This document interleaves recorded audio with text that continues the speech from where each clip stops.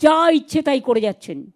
কখনো education syllabus change করছেন, কখনো সংবিধান চেঞ্জ করছেন, কখনো বাবা সাহেব আম্বেদকরের নামে বিতর্ক করছেন, কখনো বন্দে মাতরম এবং জনগণ মনোদিন নামে ঝগড়া লাগাচ্ছেন।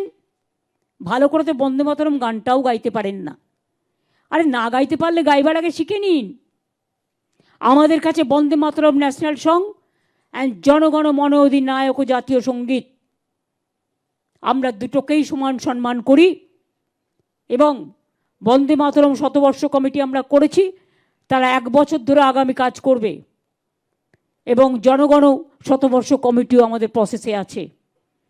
আমরা প্রতিটা গুরুত্ব, বাংলার মনীষীদের মতো গুরুত্ব আর কোথাও নেই। আজকে রবীন্দ্রনাথ ঠাকুরকে নিয়েও রাজনীতি করতে হবে? লজ্জা করে না? যিনি আমাদের প্রাণের কবি, প্রাণের ছবি।